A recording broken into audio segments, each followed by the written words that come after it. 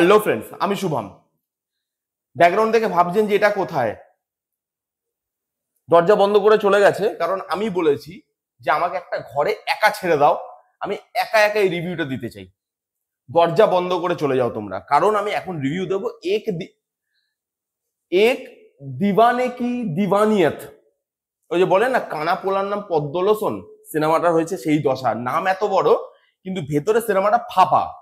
হর্ষবর্ধন আছে লিড রোলে। এইবার আমাকে প্রথমে, আমি একটা বন্ধুর বাড়িতে আছি, ঠিক আছে, আমাকে বললো যে তোর একটা ভালো ব্যাকগ্রাউন্ড দিচ্ছি, ভালোভাবে কর। আর মানে সবাইকে বাড়িতে, যেহেতু লোকজন দিওয়ালি, তো বললো যে সবাইকে চুপচাপ থাকতে বলছে। বললাম না, তোরা উৎসব কর। আমাকে দরকার পড়লে আমি একটা গার্বেজ আলা যাচ্ছিল, আমি বললাম কাকু তোমার ওই গার্বেজের ড্রামের মধ্যে বসে রিভিউ দিতে পারবো, কারণ যেই সিনেমাটা রিভিউ দিচ্ছি সেটা পিওর গার্বেজ। ছাপড়িদের সিনেমা বলে, জানেন তো? এই কিছু ছাপড়ি আছে যারা এই সিনেমাটা দেখবে, কি দুঃখ, আমি পাতা বোতল এগুলো এখন নেব। কিছু ছাপড়ি আছে এইসব জিনিসপত্র করবে, এবং তাদের কাছে এই সিনেমাটা মাস্টারপিস। লোকে বলছিল সাইয়ারা, এই সিনেমাটা নাকি ভালো সিনেমা নয়। এটা দেখার পর আপনার সাইয়ারাকে মাস্টারপিস বলে মনে হবে, কারণ সাইয়ারার মধ্যে তবুও কিছু জিনিস ছিল যেগুলো বসে অন্তত দেখা যায়। হ্যাঁ, এটা মানছি, যারা সেই সিনেমাটা দেখে যায় যে রিয়াকশন দিয়েছে হলের ভেতরে, সেগুলো এক একজনের ভালো লাগতে পারে, খারাপ লাগতে পারে, সেটা আলাদা কথা। কিন্তু সিনেমাটা আপনার এরকম মনে হবে না যে বসে দেখছি তো একটু বাদে নেত্রালয়ে চোখটা দান করে দিয়ে আসবো, যে চোখ আর আমার দরকার নেই, এরকম আপনার মনে হবে না। হর্ষবর্ধন আছে লিড রোলে, পারফরমেন্স ওফ। সবাইকে দেখে কি মনে হচ্ছিল জানেন? যতজন পারফর্ম করেছে মনে হচ্ছে কোনোদিন পারফরমেন্সে চান্স পায় না, তাদেরকে পারফরমেন্সে নেওয়া হয়েছে, এবং তারা সারা জীবনের পারফরমেন্স এই একটার মধ্যেই দেখিয়ে দিতে চায়, কারণ তারা এরপর আবার কবে পারফরমেন্স করার তাদের সুযোগ হবে সেটা তারা কেউ জানে না। এবং এখানে যা যা performance, over the top performance, মানে আউটস্ট্যান্ডিং। এখানে ডায়লগ, প্রত্যেকটা ডায়লগ কবিতা। সত্যজিৎ রায়ের বংশধর, হ্যাঁ, না বলা বংশধর এরা, যারা প্রত্যেকটা জিনিসে কবিতা মিলিয়ে মিলিয়ে ডায়লগ লিখেছে। হিরোইন সোনাম বাজওয়া, এখানে ডায়লগ দিচ্ছে। কি ডায়লগ? যে আমি যে কোনো লোকের সাথে শুয়ে পড়বো যদি একে তোমরা মেরে ফেলো, যে মারবে তার সাথে শুয়ে পড়বো। এটা একটা হিরোইনের ডায়লগ একটা মুভিতে। মুভিটা দেখে প্রথমত আপনি বুঝতে পারবেন না যে এই মুভিটা এখনকার তৈরি না পুরোনো দিনের তৈরি।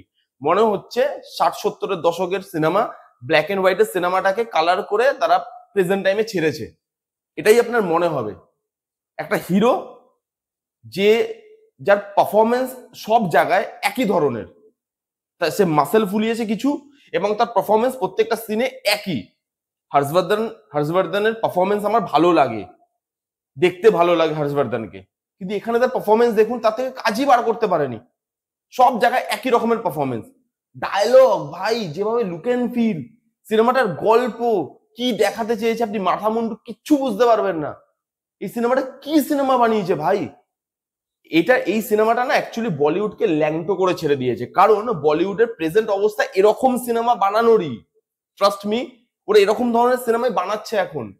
ভালো কনসেপ্ট নেই, ভালো সেরকম রাইটার ফাইটার কিছু নেই, খালি গাদা গাদা টাকা ঢালছে, এবং তারপরে রাবিশ গার্বেজ এরকম জিনিস বানাচ্ছে যেগুলো দেখার পর আপনার মনে হবে যে না, এটা আমি রেগুলার ভাবে ভদ্র সভ্যের মতো রিভিউটাও দিতে পারবো না, এটা এত খারাপ সিনেমা। এটা যদি আমাকে কেউ বলতো গার্বেজে বসে রিভিউ দিয়ে, আমি বেশি খুশি হতাম। রিভিউ করতাম, সিনেমাটা দেখতাম, গার্বেজে পেছন দিকে ফেলে দিতাম। ভদ্র বলে ঘরে বসে রিভিউ করছি, সিরিয়াসলি ভাই, মানে মাথা ব্যথা এটা। এর গল্প কিচ্ছু নেই, এর ভেতরে যে প্রেম দেখিয়েছে সেটা ওয়ার্ক করছে না। পুরো ছাপড়িদের প্রেম মনে হচ্ছে প্রেম, তার মধ্যে জোর জবরদস্তি, পজিটিভনেস। মানে কি দেখাতে চাইছে এই সিনেমাটা, আপনি সেই সিনেমাটার ধ্যান ধারণাই বুঝতে পারবেন না যে মানুষকে এই সিনেমাটা এগিয়ে নিয়ে যাচ্ছে না পিছিয়ে নিয়ে যাচ্ছে। পারফরমেন্স, রদ্দি, ডায়লগ, সেরকম ধরনের ক্লিন জিনিসপত্র, প্রত্যেকটা জিনিস কবিতা মিলিয়ে মিলিয়ে, সেটা মিলুক না মিলুক, কবিতা কবিতা হতে হবে। মানে কি জালি তস্য জালি একটা সিনেমা। আমি যত বলবো এই সিনেমাটার ব্যাপারে, তত কম হবে। লুক অ্যান্ড ফিল কি লাউড। হ্যাঁ, একটা জিনিস এই সিনেমায় শুধু ভালো আছে, সেটা হচ্ছে গানগুলো ভালো। গানগুলো ভাল লাগে, সিনেমার মধ্যে ভাল লাগে না গানগুলো। সিনেমার মধ্যে যখন আসছে তখন চোখ বন্ধ করে আপনাকে গান শুনতে হবে, সিন দেখলে হবে না, কিন্তু চোখ বন্ধ করবেন, গান শুনবেন, ভাল লাগবে। হেডফোনে বাইরে বেরিয়ে গানগুলো শুনবেন, ভালো লাগবে শুনতে, কিন্তু সিন দেখে ফেললেই মুশকিল। সিন দেখে ফেললেই তখন ওই যে মনে হবে নেত্রালয়ে চোখটা দান করে দিয়েছি চশমা সমেত। এই ছিল রিভিউ।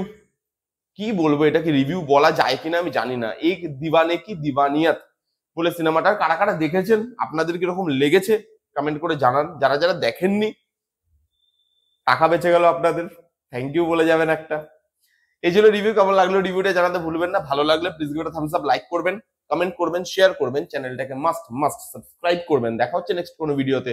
ততক্ষণ bye bye, take care and be safe.